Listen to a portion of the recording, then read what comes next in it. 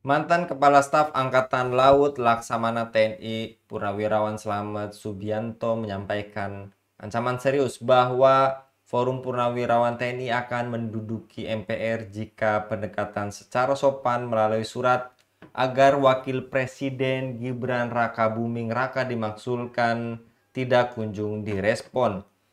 Kalau sudah kita dekati dengan cara yang sopan tapi diabaikan, tidak ada langkah lagi selain ambil secara paksa. Kita duduki MPR Senayan di sana. Oleh karena itu, saya minta siapkan kekuatan, kata Slamet dalam konferensi pers bersama Forum Purnawirawan TNI di kawasan Kemang, Jakarta. Apakah ada dasar hukum kuat untuk memakzulkan Gibran saat ini? Apakah ini bukan isu biasa? Apakah orkestrasi pemakzulan Gibran terstruktur ke akar rumput? Untuk membahasnya kami terhubung dengan Bung Rocky dari Direktur Pamong Institute. Kita sapa terlebih dahulu. Assalamualaikum warahmatullahi wabarakatuh, Bung Rocky. Waalaikumsalam warahmatullahi wabarakatuh, Bung Enggi. Menurut Anda, Bung Rocky, pernyataan Purnawirawan Laksamana Slamet Subianto dan rekan-rekan Forum Purnawirawan TNI yang mengancam menduduki DPR MPR demi menyelamatkan bangsa memunculkan pertanyaan apakah ini murni panggilan jiwa atau justru manuver politik, dan menurut Anda apakah ancaman dari Forum Purnawirawan TNI ini untuk menduduki MPR DPR dapat dikategorikan sebagai tekanan terhadap pemerintah, Bu? Ya, sebelumnya saya menyapa dulu para pemirsa di berbagai penjuru negeri. Semoga semua dalam keadaan sehat walafiat dan mendapat barokah dari Allah Subhanahu wa taala. Kalau dibilang panggilan jiwa, saya pikir semua anak negeri yang berakal waras dengan kondisi negeri yang sedemikian rupa ini tentu eh, jiwanya akan terpanggil. Untuk apa? Untuk melakukan perbaikan. Mungkin salah satu caranya adalah memperbaiki dalam konstruk struktur pemerintahan kita atau para pejabat-pejabatnya. Ada yang berpikir demikian. Nah, kalau dibilang apakah forum purnawirawan itu merupakan panggilan jiwa, saya pikir bagian dari anak negeri memang wajib punya panggilan jiwa seperti itu. Nah, persoalan berikutnya, apakah panggilan jiwa itu tunggangi oleh kepentingan-kepentingan politik atau manuver-manuver politik dari para politisi. Nah, itu yang tidak bisa kita jamin itu. Karena bisa saja panggilan jiwa yang tulus, tetapi yang namanya para politisi tentu dia pandai mengemas dan memanfaatkan setiap momen, dan itu bisa jadi momen yang dijadikan kendaraan maupun kuda tunggangan untuk memuluskan kepentingan-kepentingan politik mereka. Jadi, walaupun dia merupakan panggilan jiwa yang didasari dengan rasionalitas maupun moral yang baik, tetapi tetap harus hati-hati akan ditunggangi oleh kepentingan-kepentingan politik yang lain, terutama dari para politisi yang memang bisa dengan pandai membaca untuk bisa ditunggangi. Nah, para politisi ini tentu dia akan mengukur setiap keuntungan yang bisa diraih dari setiap momen yang bisa ditunggangi. Nah, jadi kalau menurut saya penting semua anak negeri ini punya panggilan jiwa untuk punya tanggung jawab memperbaiki negeri ini dan merubah negeri ini dari keadaan yang carut marut, keadaan yang buruk menjadi keadaan yang lebih baik. Dan apakah itu merupakan tekanan? Saya pikir ini bagian dari fungsi pressure group yang untuk tugasnya memang mengontrol penguasa atau rejim untuk melakukan tekanan-tekanan eh, publik agar kebijakan itu bisa dikontrol, tidak sekedar sesuai dengan keinginan para penguasa atau rejim yang sedang berkuasa. Jadi ada pressure group, ada interest group. Saya pikir ini organisasi-organisasi masyarakat yang memang eh, punya kepentingan moral untuk melakukan kontrol terhadap kebijakan para penguasa yang ada saat ini, termasuk juga ormas-ormas Islam maupun ormas-ormas yang lain. Ini merupakan panggilan jiwa dari para eh, anak negeri ini untuk ikut memperhatikan dan melakukan koreksi terhadap kebaikan negeri ini. Begitu, Bung Enggi. Dan lantas, apakah hal ini berdampak pada stabilitas pemerintahan Prabowo, Bung? Iya, saya pikir sangat tergantung dari kebijakan yang diambil. Kalau dia akan melakukan respon yang positif, kemudian melakukan perubahan kebijakan, saya pikir akan menjadi hal yang positif. Jadi setiap tekanan dari luar maupun dari masyarakat ini bisa berdampak positif jika direspon dengan positif. Jika direspon dengan negatif, maka bukan hanya berdampak negatif bagi publik, tapi juga ke depan bisa berdampak negatif bagi masyarakat. Yang pasti akan memberikan dampak bagi rejim yang berkuasa. Oleh karenanya, sekecil apapun tekanan publik, koreksi dari publik, saya pikir itu menjadi penting harus diapresiasi dan diperhatikan. Eh, ke, ke, ke apa eh, kendala yang muncul adalah kepentingan politik. Kepentingan politik hari ini dari rejim adalah menjaga kekuasaan mereka, menjaga pengaruh mereka agar bisa bertahan, kemudian bahkan memperkuat, bahkan mengembangkan kekuasaan yang mereka miliki. Jadi kalau kita bilang tentu akan memberikan dampak yang besar bagi stabilitas dengan rejim yang ada hari ini, tergantung bagaimana mereka menyikapinya. Kalau menyikapi dengan tepat, maka dampaknya tidak terlalu besar, tapi kalau menyikapi dengan respon yang tidak tepat, maka tentu akan memberikan dampak yang jauh lebih besar ke depan. Dan tentu ini akan merugikan banyak pihak. Tapi kalau begitu, Bung Enggi. Dan ini apakah Presiden Prabowo tersandra oleh pengaruh Jokowi yang hal ini akan mempengaruhi independensi kebijakan strategis negara di bidang pertahanan, ekonomi, dan hukum ke depannya, Bu? Ya, kalau kita lihat dari kondisi yang ada, memang sulit dihindari persepsi bahwa ada sandera politik. Dan dalam sistem demokrasi itu hal yang biasa, saling sandera menyandera itu. Kalau ditanyakan kepada rejim penguasa yang berkuasa apakah dia tersandra, tentu tidak akan mengaku. Tapi dari setiap kebijakan yang diambil, kita bisa membaca dan faktanya memang nampak bahwa kebijakan-kebijakan yang muncul itu masih berlanjut dari rejim sebelumnya dan juga kebijakan-kebijakan sebelumnya yang jelas-jelas mungkin tidak eh, dipahami sebagai berpihak kepada rakyat, justru merugikan rakyat, tapi itu terus berlangsung. Dan termasuk ya misalnya kebijakan utang, termasuk kebijakan menaikkan pajak, termasuk kebijakan pengelolaan tambang, termasuk kebijakan untuk memberikan izin-izin kepada para oligarki yang untuk mengelola tambang maupun SDA yang ada, termasuk PIK dan seterusnya lah itu. Itu menandakan bahwa uh, walaupun di dalam pernyataan menyatakan tidak tersandra, tapi dalam kebijakan yang lahir terindikasi kuat merupakan tersandra.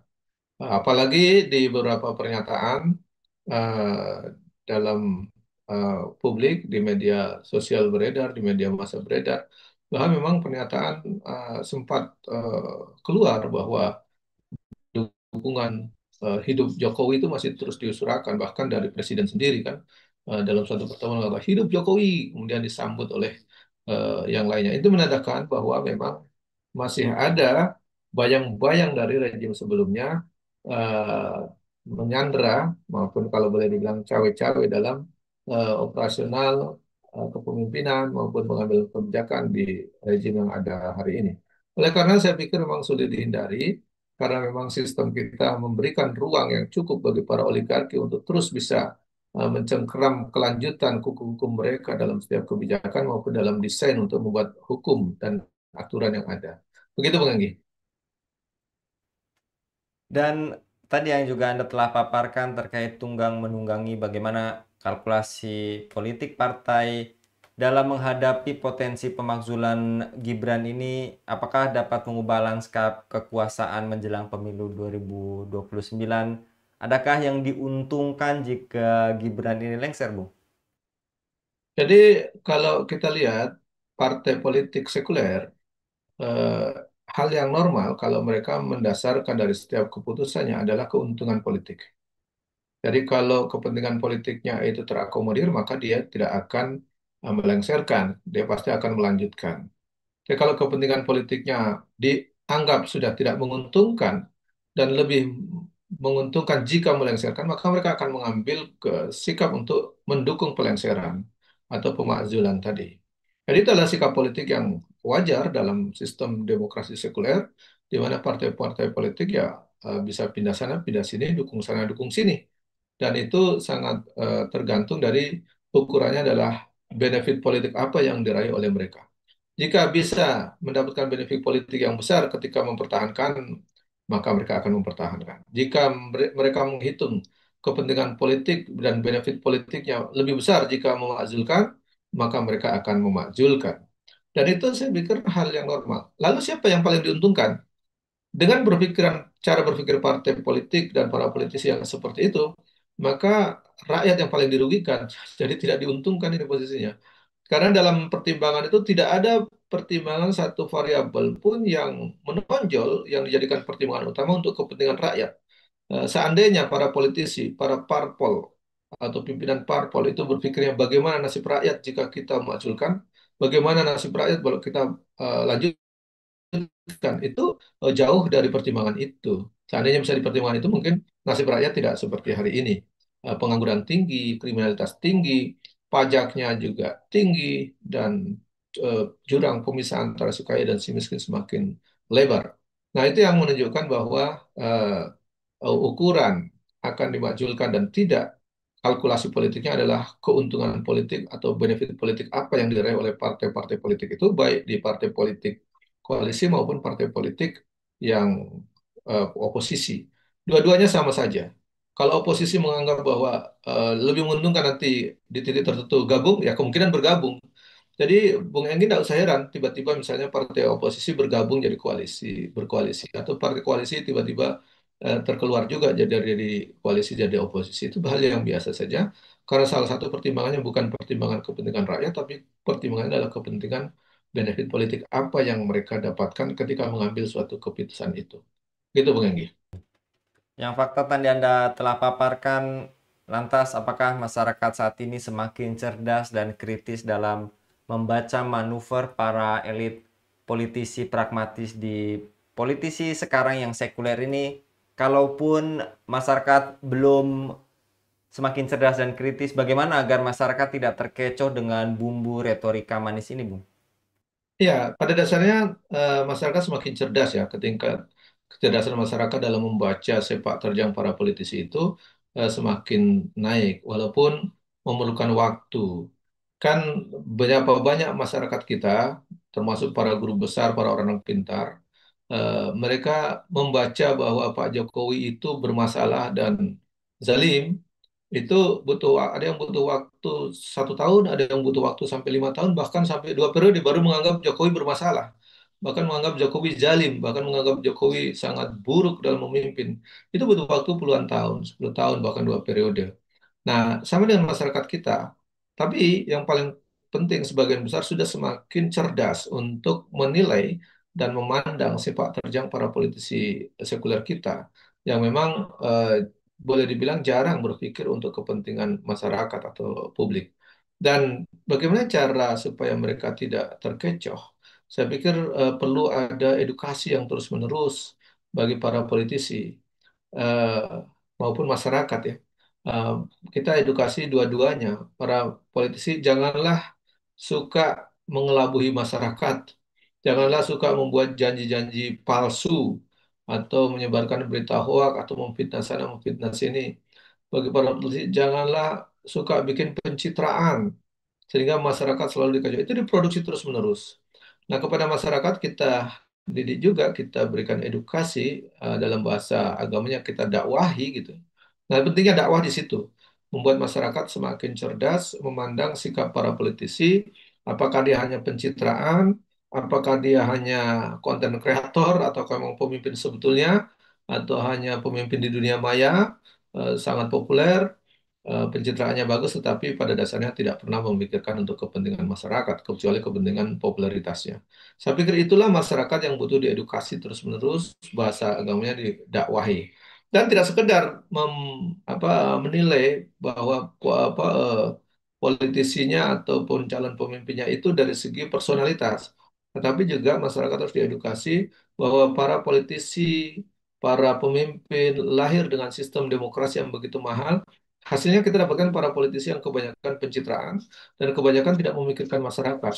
Nah, inilah yang harus diedukasi. Berarti sistem itu juga bermasalah dan masyarakat harus memahami bahwa sistem itu harus diubah atau diperbaiki atau bahkan diganti, dan masyarakat juga harus diedukasi sistem yang seperti apa yang harus dipakai yang baik dan sistem yang tentu lebih baik daripada hari ini.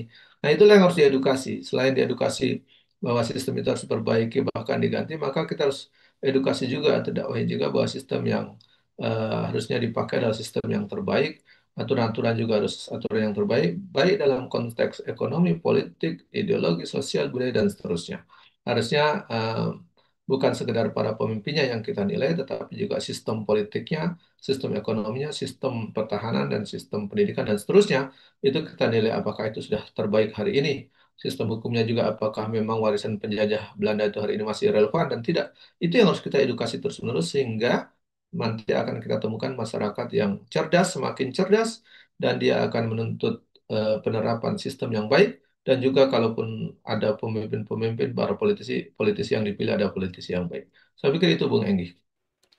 Jazakallah Bung Rocky untuk paparnya pada kabar petang kali ini menjadi lagi-lagi mudah-mudahan mengedukasi masyarakat supaya semakin cerdas bahwa banyak politisi yang bermanuver karena lagi-lagi sistem yang ada saat ini politisi yang pragmatis dijangkiti penyakit sekuler. Jazakallah sekali lagi Bung Rocky untuk paparnya pada kabar petang kali ini. Demikian pemirsa Eleva News, dukung dengan subscribe, share, dan like. Semoga menjadi kebaikan bagi kita semua di dunia dan di akhirat. Saya Anggi Suara diundur diri. Assalamualaikum warahmatullahi wabarakatuh.